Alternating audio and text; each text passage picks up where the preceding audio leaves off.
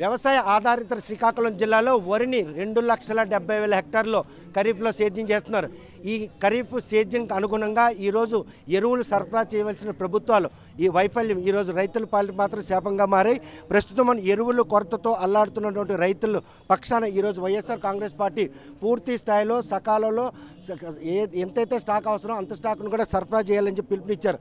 కాకపోతే మునుపెన్నడూ లేని విధంగా ఈసారి మాత్రం రైతులు వైఎస్ఆర్ కాంగ్రెస్ పార్టీ నాయకులు మాత్రం ముందస్తు అరెస్టులు చేస్తున్న పోలీసుల వైఖరిపై నాయకులు ఏం మాట్లాడారు ప్రస్తుతం మాత్రం ధర్మ రామ్మోహన్ నాయుడు మనతో ఉన్నారు. చూస్తే కనుక ఈ ముందస్తు అరెస్టుల పర్వాన్ని రైతుకి ఈరోజు జరిగినట్టు అవమానంగా భావించవచ్చు. తప్పనిసరిగా అవమానంగా భావించవచ్చండి. ఈ రోజున మమ్మల్ని అరెస్ట్ చేయడం కాదు, ఈరోజు రైతులు గొంతు నొక్కారు. రైతులు మీరు అరెస్ట్ చేస్తున్నారు. రైతుల గోడు ఈ కూటమి ప్రభుత్వానికి కనిపించదా? ఎరువుల కొరత ఉంది, గ్రామాల్లో రైతులు కన్నీరు పెడుతున్నారు. ఈ రోజున పొద్దున్న శాంతియుతంగా గాంధేయ మార్గంలో ఈ రోజున జడ్పీకి వచ్చి కలెక్టర్ గారికి రైతుల తరపున వినతిపత్రం ఇద్దామని మేమందరం భావిస్తే అన్ని ఏర్పాట్లు చేసుకుంటే ఈరోజు పొద్దున్న 7 గంటల నుంచి అందరినీ పోలీసులు అరెస్ట్ చేస్తున్నారు, నాయకులను అరెస్ట్ చేస్తున్నారు, రైతులను అరెస్ట్ చేస్తున్నారు, ర్యాలీకి వచ్చినటువంటి రైతు సోదరులను అరెస్ట్ చేస్తున్నారు.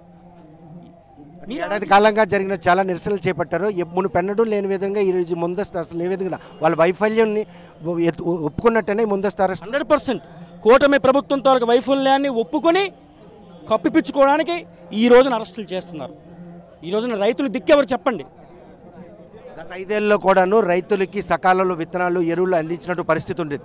కానీ మొదటి సంవత్సరమే రైతులకి మాత్రం ఈరోజు వేతలు మిగిల్చారు. ఓవైపు ప్రకృతి వైపరీత్యా వరుణుడు పెడమకం పెట్టడం, ఏదైతే హార్వెస్టింగ్ సంబంధించినటువంటి అది కూడా ఆలస్యం కావడం, ఎరువులు కూడా పూర్తిగా లేపడం, ఈ పరిణామాలన్నీ కూడా ఈ కూటమి ప్రభుత్వం అన్ని విధాలుగా ప్రజల్ని మోసం చేసింది, అన్ని విధాలుగా రైతులను మోసం చేసింది.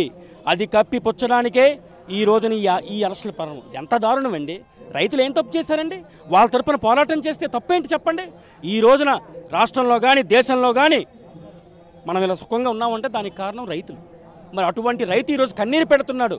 మీరు రైతుల సమస్యలు తీర్చండి, ఈ ఎరువులు సప్లై చేయండి అని మేము వినతిపత్రం ఇవ్వడానికి వస్తే ఈ రోజున మమ్మల్ని అడ్డుకున్నారు, నాయకులను అరెస్ట్ చేస్తున్నారు. ఇంకా ప్రజలే ఆలోచించాలి.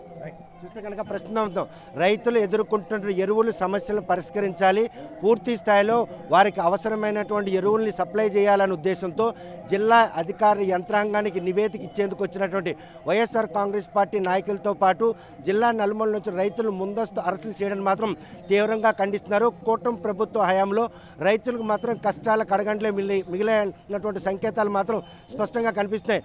ఖరీఫ్ మొదల నుండే వరుణుడు పెడముఖం పెట్టడం, మరోవైపు అకాల వర్షం, రెండు వరుస ప్రకృతి వైపరీత్యంగా వారికి నష్టపెడితే మరోవైపు ఎరువులు కొరత కారణంగా రైతులు మాత్రం తీవ్రంగా నష్టపోయే పరిస్థితులు కళ్ళ ముందే కనిపించినా కూడా జిల్లా యంత్రాంగంతో పాటు రాష్ట్ర ప్రభుత్వం నిర్లక్ష్య వైఖరి రైతుల పాలిట శాపంగా మారింది అనడంలో ఎటువంటి అతిశక్తి. వీడియో జర్నలిస్ట్ రామకృష్ణతో సత్యం, RTV శ్రీకాకుళం.